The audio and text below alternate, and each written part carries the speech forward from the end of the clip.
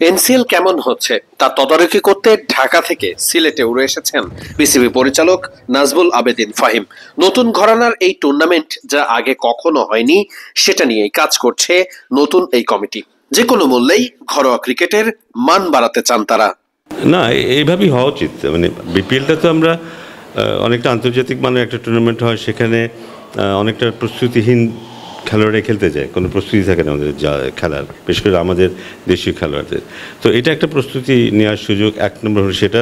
দুই নম্বর হচ্ছে যে ওখানে সীমিত সংখ্যক খেলোয়াড়রা খেলার সুযোগ পায়। সো এখানে তার বাইরেও আরও অনেক খেলোয়াড়রা খেলার সুযোগ পাচ্ছে এখানে।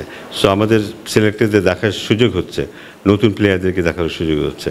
কিন্তু আমার মনে হয় তার পাশাপাশি একটা গুরুত্বপূর্ণ ব্যাপার হচ্ছে যে দেশীয় খেলোয়াড়দেরকে গুরুত্বপূর্ণ রোলগুলো প্লে করতে হচ্ছে। বিদেশি খেলোয়াড় যখন আসে বিপিএলে, ওরা ইম্পর্টেন্ট, টিমের ক্রাইসিস হলে ওরাই বোলিং করে, টিমের ক্রাইসিস হলে ওরাই ব্যাটিং করে। সেখানে আমাদের খেলোয়াড়রা ঠিক ওই ইম্পর্টেন্ট রোলটা নিয়ে খেলার সুযোগ পায় না, কিন্তু এখানে সেটা তাদের কিন্তু সবচেয়ে গুরুত্বপূর্ণ রোলটা নিতে হচ্ছে।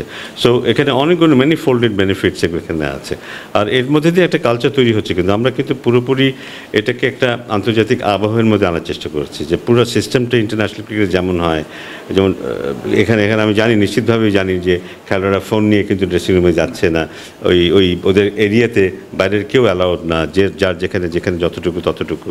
পিচের অবস্থা দেখলাম, পিচের কন্ডিশনটা ভালো, আউটফিল্ড ভালো।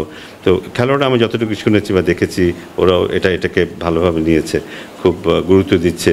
সো আমি মনে করি এই ধরনের টুর্নামেন্ট যদি আমরা ঘরোয়া ক্রিকেটে ছড়িয়ে দিতে পারি, প্রথম শ্রেণীর ক্রিকেটে এমন হওয়া উচিত, বা অন্যান্য যে কোনো টুর্নামেন্ট বলি, এমনকি একটা আন্ডার 14 টুর্নামেন্টও যদি এই ধরনের পরিবেশ তৈরি করতে পারি, খেলোয়াড়রা তাতে কিন্তু অনেক উপকৃত হবে। এবং আমরা যেসব কথাটা শুনে আসছি যে আমাদের খেলোয়াড়রা তৈরি হয়ে উপরে যায় না, সেই কথা থেকে বোধহয় আমরা পরিত্রাণ পাবো।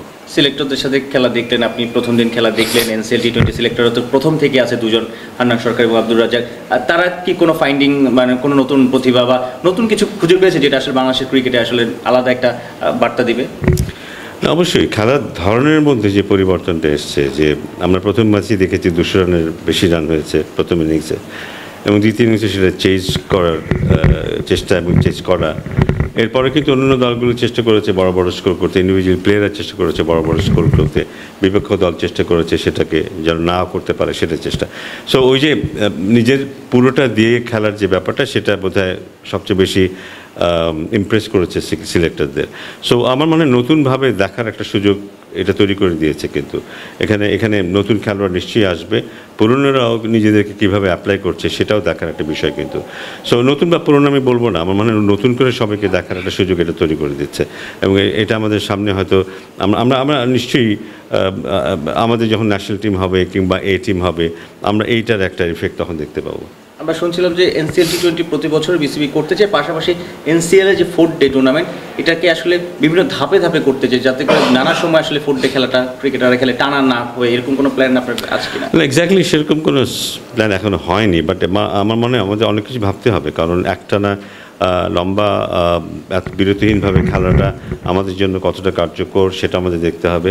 প্লাস কন্ডিশনটাকে ম্যানেজ করা, মেনটেন করা, এবং খেলোয়াড়দেরকেও মোটিভেটেড রাখা দীর্ঘ সময় ধরে, এগুলি কীভাবে সাজালে সবচেয়ে ভালো হয় সেটা দেখবো অবশ্যই। যদি সেরকম কিছু প্রয়োজন হয় সামনের সিজন, হয়তো তেমন দেখা যেতে পারে। আপনি কি জানতে চেয়েছেন, মানে কোনো একটা প্লেয়ার যেটা আমাদের ন্যাশনাল টিমের ল্যাকিংস আছে, সেরকম একজন ক্রিকেটার এখানে খুঁজছেন, এরকম কাউকে খুঁজে পেয়েছি কিনা, বা তাদেরকে আসলে রেগুলার ম্যাচ খেলানো উচিত, এরকম কোনো বার্তা দিয়েছেন কিনা? আমার মনে হয় এটা নিয়ে অলরেডি ওরা বলেছে ওদের ইয়েতে, যে আমি যদি কথা বলি যে আমাদের 4 ডে টুর্নামেন্টেও ওরা নতুন 2-1 খেলোয়াড় দিকে ওদের চোখ পড়েছে, এবং ঠিক একইভাবে এখানেও তাদের দিকে চোখ পড়েছে, 2-1 কথা বলেছে বা আমি অনুমান করতে পারি। সো সেটা তো থাকবেই। এই টুর্নামেন্টগুলি তো এক হচ্ছে যে টাইপের ক্রিকেটার, কোন জায়গার ক্রিকেটার আসলে আপনাদের জাতীয় দলে দরকার? আসলে জাতীয় দলে তো কিছু তো আছে, আমরা যেমন বোলিং অলরাউন্ডার চাইবো, আমরা স্পিন বা পেস অলরাউন্ডার চাইবো, আমরা টপ অর্ডারের ওপেনিং ব্যাটসম্যান চাইবো, এরকম চাও তো আছেই। বাট তার পাশাপাশি নতুন খেলার উঠে আসে, সেটা যে কোনো রোলেই, এমন না যে আমাদের জাতীয় দলের যারা খেলছে তারা সবাই তাদের জায়গায় একদম কনফার্ম প্লেয়ার, তা তো নয়। সো ওখানে যদি আমরা বেটার কোয়ালিটি প্লেয়ার পেয়ে, আমরা নিশ্চয়ই চেষ্টা করবো তাদেরকে দিয়ে খেলাতে নিয়ে আসতে। সো সেই চেষ্টাটা থাকবে। বাট এই টুর্নামেন্টটা বোধহয় সেই দরজাটা খুলে দিবে যে টি20টা যেভাবে খেলা হচ্ছে সেভাবে আমরা খেলছি কিনা, সেভাবে খেলাটা হচ্ছে কিনা, এই ব্যাপারটাই বোধহয় সবচেয়ে বেশি লক্ষ্য রাখছে, অ্যাটিটিউডটা দেখার চেষ্টা করছে যে একটা টিমের প্রয়োজনটা কী, সেই অনুযায়ী একজন খেলোয়াড় খেলছে কিনা, নিজের খেলাটা খেলছে না দলের খেলাটা খেলছে, এসবও দেখছে সিলেক্টররা, আমি যতটুকু জানি।